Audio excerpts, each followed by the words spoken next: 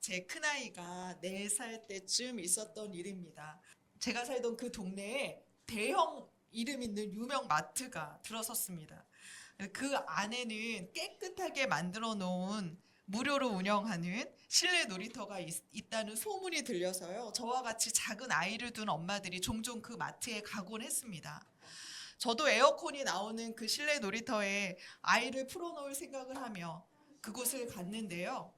그런데 문제는 놀이터만 있지 않다는 겁니다. 그 놀이터 옆에는요, 장난감을 파는 어마어마한 진열대가 끝없이 펼쳐져 있는 겁니다. 그러다 보니까 아이가 놀다가 장난감 앞으로 달려가고 다시 끌어다 놓으면 또 장난감 있는 진열대 앞으로 달려가는 거예요. 그래서 결국 집에 올 때는 아이 손에 레고 하나를 꼭 쥐어주어야 했었는데요. 그런데 이 아이가 매번 그 다음 날에도 계속 그곳에 가자고 조르는 겁니다. 그래서 제가 하루는 지갑을 열어 보여주면서 봐봐, 이제 돈이 없어, 이렇게 이야기했어요.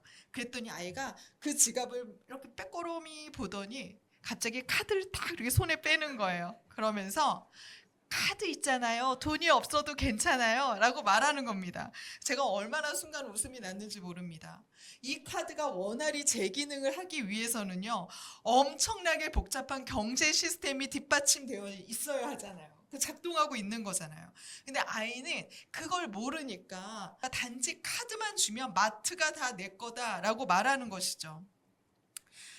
어린 아이를 키우는 부모님이면 이런 경험을 한 번쯤은 하셨을 것 같은데요. 그런데 저는 이 우스운 장면이 요즘에 출애굽기, 특별히 이 재앙 이야기를 보면서 자꾸 생각이 나는 겁니다. 하나님은 이 세상을 창조하시고요, 생육하고 번성하라는 명령을 성취하기 위해 얼마나 복잡한 창조의 법칙을 작동시키시는지 모릅니다.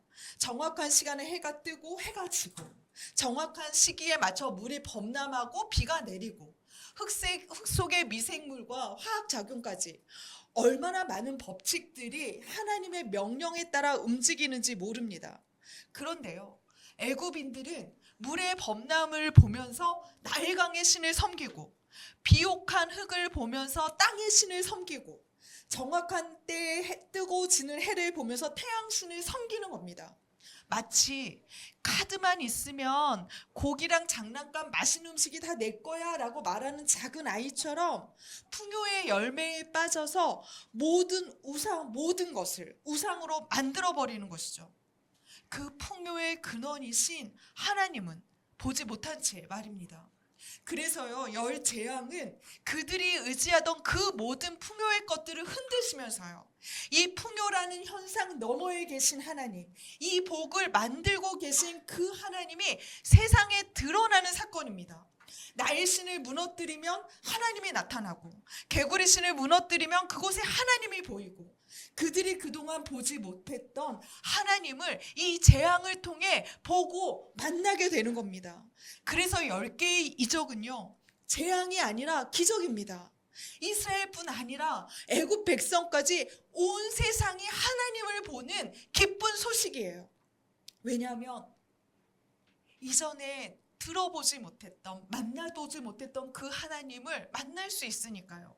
당장은 우상을 내려놓는 내 삶의 기반을 흔드는 고통스러운 일이 반복되지만, 이전에 몰랐던 그 진리가 눈앞에 등장하면서요, 이제야말로 돌이키고 구원받는 길이 열리는 겁니다.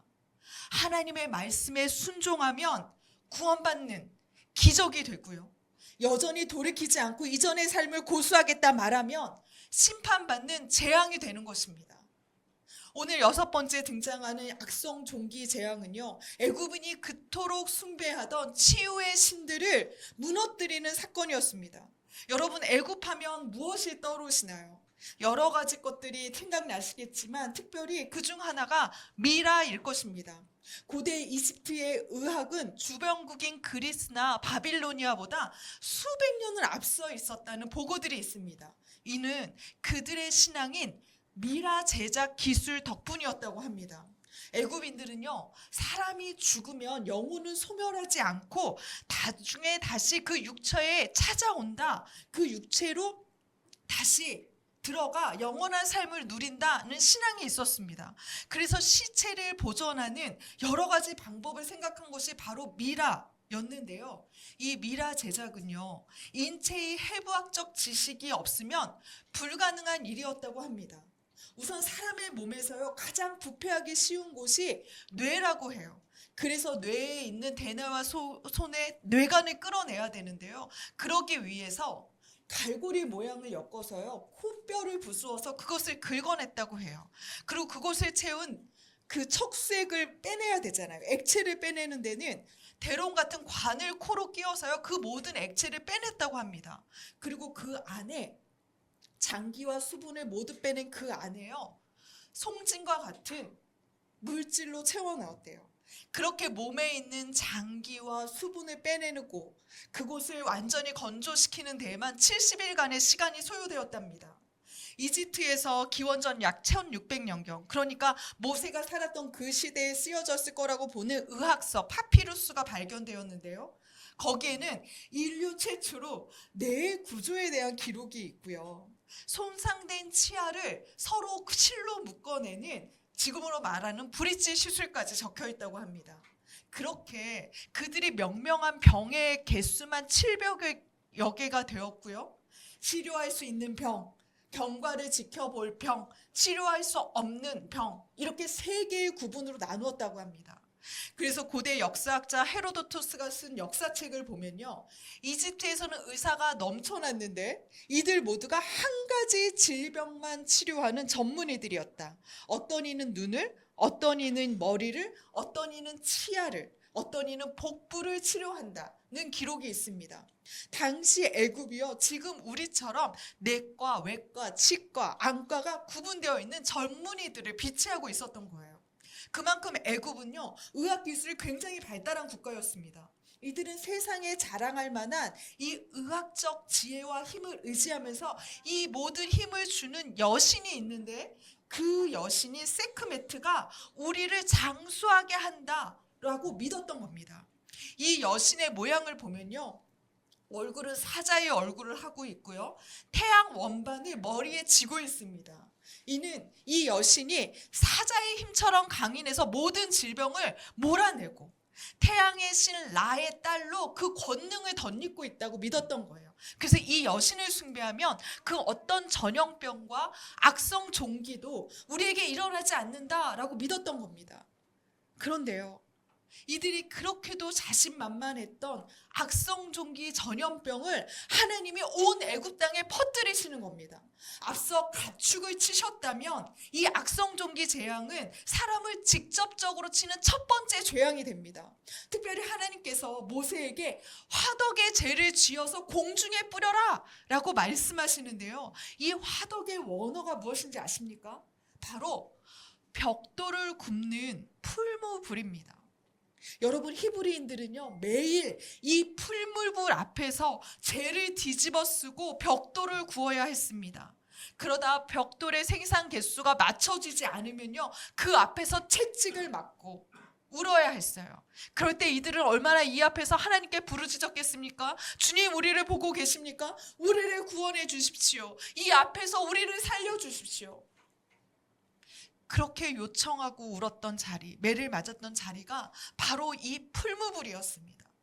그렇게 재를 뒤집어 쓰고요, 검댕이가 되어서 매를 맞는 히브리인들을 보면서요, 애굽 사람들은 불쌍히 여기는 것이 아니라 우리는 너희와 달라, 우리는 너희처럼 검지 않아, 우리는 정결해, 그래서 우리는 너희보다 건강하고 오래 살 수 있어 말하면서 히브리인들을 경멸하는 겁니다. 이 모습을 하나님이 다 보고 계셨습니다. 재를 마시고 묻히면서 눈물을 흘렸을 그 히브리인들, 그러면서도 더럽다, 차별받았던 이 히브리인들을 기억하시면서요, 이번엔 하나님께서 애굽인들에게 이 잿가루를 뿌리시는 겁니다. 이번엔 너희 차례야. 이 재를 쓰고 더러운 몸이 되고 고통의 눈물을 흘려라. 모세와 아론이 함께 손에서 흩날린 이 재는요, 악성 종기가 되어서요, 애굽 백성들의 몸에 수포를 남겼습니다. 너무도 고통스럽고요, 그 통증에 아파서 우는 겁니다. 자, 그렇다면 이들이 평소에 어떻게 했을까요? 치유의 여신인 세크메트에게 가서 제사를 드려야 하잖아요. 그런데 흥미롭게도요, 여러분, 성경은 이 재앙에서 백성들의 고통보다, 그들의 반응보다 술객들이 무너졌다는 점을 강조하고 있습니다. 우리 11절 말씀에 등장하는 이 요술사들은요, 여신의 제사를 주관하며 제물을 태워서 그 제와 그 향내나는 향기로 병을 치료했던 최고의 치료의 전문가들, 종교 집행자들이었습니다. 그런데 이들이 자기 몸에조차 종기가 나니까 그 고통을 감당하지 못하는 거예요. 하나님의 말씀을 이기지 못해요. 그러면서 치유의 신에 대한 무능함을 자신의 몸으로 드러내는 겁니다. 그래서 요술사들이요, 11절 말씀을 보면 모세 앞에 감히 서지 못했다라고 말하는데요, 이들은 자신들의 영적 권위가 붕괴되었다, 더 큰 신의 종인 모세를 두려워했다라는 의미입니다. 하나님은 자신들의 뛰어난 의술을 의지하고 우상에게 절했던 이들을 무너뜨리시면서요, 전염병을 퍼뜨리지 않았던 것은 나야, 너희를 살리고 치료했던 것은 나야, 너희의 기술과 지식이 아니라, 그 여신이 아니라 히브리인들의 하나님, 그 풀무불 앞에서 눈물을 흘렸던 그 노예들의 하나님인 나다라고 말씀하시는 겁니다. 그래도 바로 왕은 돌이키지 않아요. 자, 이제 이 모습 안에서 이스라엘 백성들은 질문하지 않겠습니까? 왜요, 하나님? 왜 이들을 한 번에 쓰러뜨리지 않으시고 이 지지부진한 재앙을 7번째, 8번째까지 이어가십니까? 그 대답을 하나님께서 바로왕에게 직접 하시는데요, 우리 새한글 성경으로 9장 15절, 16절 말씀을 다 같이 읽어보겠습니다. 시작. 지금 내가 내 손을 펼쳐 너와 너의 백성에게 돌림병이 돌게 했더라면 너는 땅에서 뿌리 뽑히고 말았을 것이다. 그렇지만 너를 그대로 둔 까닭이 있다. 내 능력을 내게 보여주어 내 이름을 온 땅에 널리 알리려 했기 때문이다. 하나님은요, 단 한 번의 손짓으로 그 백성을 뿌리 뽑을 수 있는 분입니다. 하지만 그대로 둔 것은요, 내 이름을 온 땅에 널리 알리려 했기 때문이다 라는 것이에요. 왜 온 땅에 널리 알리려는 것일까요? 살 길이 이 이름에 있으니까요. 우상을 지우고 하나님의 이름에 엎드려야 그들의 심판이 아니라 구원받을 수 있으니까요. 온 세상에 이 이름을 알리기 위해서랍니다. 바로는 그럼에도 불구하고 완악해서요, 하나님의 이름을 지우려 하지만요, 그가 그럴수록 하나님은 더 많은 기적으로 자신의 이름을 더 널리 전파하는 겁니다. 하나님의 이름을 없애려는 바로의 거절마다 하나님의 이름은 더 깊게 새겨지고 있는 겁니다. 그러면서 하나님은요, 7번째 우박 재앙을 예고하시는데요, 이제 천둥과 번개를 동반한 우박이 쏟아질 것이다. 너희는 이전에 듣도 보도 못한 큰 재앙을 만날 것이다 말씀하시면서요, 이번엔 살 길을 제시해 주세요. 바로 종과 가축을 집안으로 모아라. 밖에 있으면 다 우박에 죽을 것이지만 드러내면 너희는 살 것이다. 이 말씀이요, 삶과 죽음의 다림줄이 됩니다. 하나님의 이 말씀을 믿고 순종하면 살고, 믿지 않고 불순종하면 죽을 것이다. 자, 그렇다면 이 명령이요, 지금 애굽인들에게는 어떻게 작동하는 것일까요? 이제 너희 하나님을 섬길래, 여신을 섬길래, 여전히 하나님의 말씀을 믿지 않을래, 믿을래? 라고 하는 이 질문에 결단해야 하는 겁니다. 애굽 백성은요, 하늘의 여신 누트가 있었어요. 이 여신이 무서운 날씨로부터 자신들을 막아준다고 믿었습니다. 바람의 신 슈와 비의 여신이 날씨를 관장하면서요, 자신들에게 적절한 비와 해, 바람을 준다고 믿었습니다. 우리의 모든 먹거리와 풍요는 이 여신들이 주는 거야, 이 여신들이 우리를 지켜주는 거야 라고 믿었던 것이죠. 그렇기에 한 번도 듣도 못도 못한 우박이 내릴 것이다 라는 이 하나님의 말씀을 믿으려면요, 이 여신들을 거절해야 돼요. 이 능력이 누구에게 있는지, 내 믿음이 어디에 있는지 결단해야 되는 겁니다. 그런데 놀랍게도요, 이 우박 재앙에는 애굽 사람들의 달라진 모습이 등장합니다. 우리 20절, 21절 말씀을 다 같이 읽어보겠습니다. 시작. 바로의 신하 중에 여호와의 말씀을 두려워하는 자들은 그 종들과 가축을 집으로 피하여 들였으나 여호와의 말씀을 마음에 두지 아니하는 사람은 그의 종들과 가축을 들에 그대로 두었더라. 무엇이냐면요, 이제 애굽 백성이 나뉘기 시작하는 겁니다. 여전히 우상에 빠져 있는 자들도 있지만요, 백성 말고 백성을 넘어서 바로의 궁에 사는 바로의 신하 중에도 하나님의 말씀을 두려워하는 자들이 생겨나는 겁니다.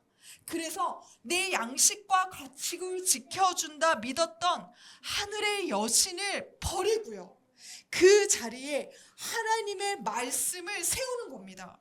그래서 이들에게 우박 이적은요, 재앙이 아니라 이제 하늘을 다스리는 분이 누구신지를 만나게 되는, 진리를 아는 기적이 되는 겁니다.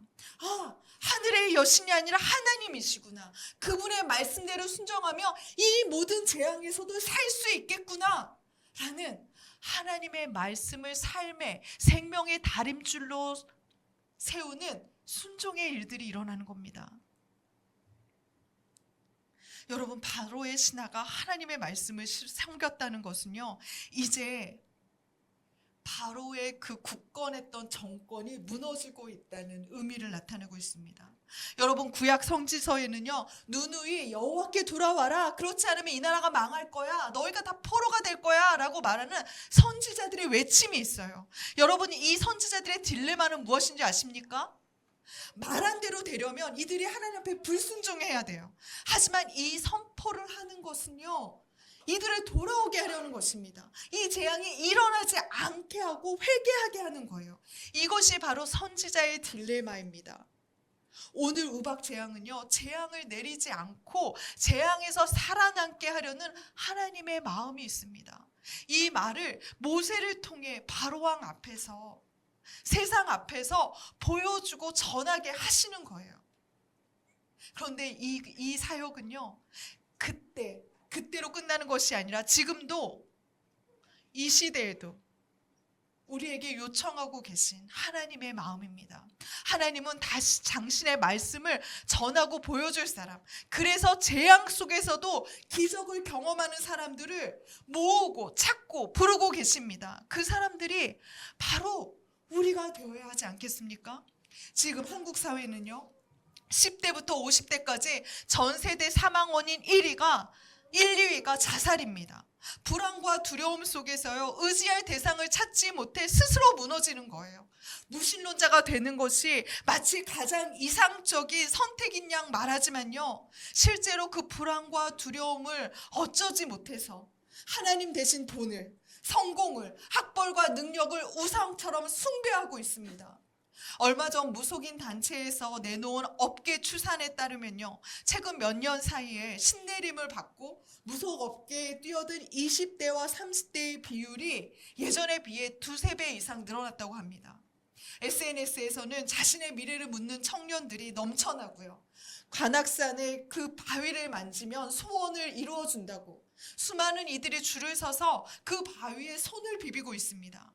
마치 지식과 우수를 의지했던 애굽인들처럼, 풍요를 줄 대상으로 하늘의 여신을 숭배했던 것처럼 지금 현대인들은 자신의 지식과 능력을 붙들고 안정된 환경을 보장할 자신만의 우상을 만들어가고 있는 겁니다. 이런 세상에 필요한 것은요, 하나님의 말씀에 순종하는 무리입니다. 너희의 불안과 두려움은 소유에 있지 않아. 그것이 너희들을 안전하게 하지 않아. 그 너머에 그 모든 것을 다스리는 분은 하나님이야. 그분의 말씀을 붙들면 우리의 삶이 안전할 수 있어 라고 말해주고 보여줄 사람, 그 사람이 바로 저와 여러분이어야 되지 않겠습니까? 1년 전 리조이스 교회를 세우면서요, 어려움이 없을 거라고 생각하지 않았습니다. 주님의 몸이 이 땅에 세워지는데 왜 사단의 공격이 없겠습니까? 하지만 그 모든 불안과 두려움을 이기는 한 꿈은요, 이 시대에 말씀을 붙드는 한 사람, 예수님의 제자를 세우는 그 꿈이었습니다. 불안한 이 시대에 하나님의 말씀이 능력이야. 너의 지식보다 소유보다 그분의 사랑이 널 살게 할 거야 라고 외치는 사람. 그래서 애굽에서도 안전했던 고센 땅처럼, 바로의 궁전에서도 하나님의 말씀을 따랐던 바로의 신하처럼 하나님의 말씀을, 그 돌보심을 경험하고 기뻐하는 그 한 사람이 세워지길 간절히 소원했습니다. 그리고 지금 이 꿈은 여기에 계신 여러분과 함께 이곳에서 쓰여지고 있습니다. 여러분은 하나님을 만나는 기적 중에 계십니까?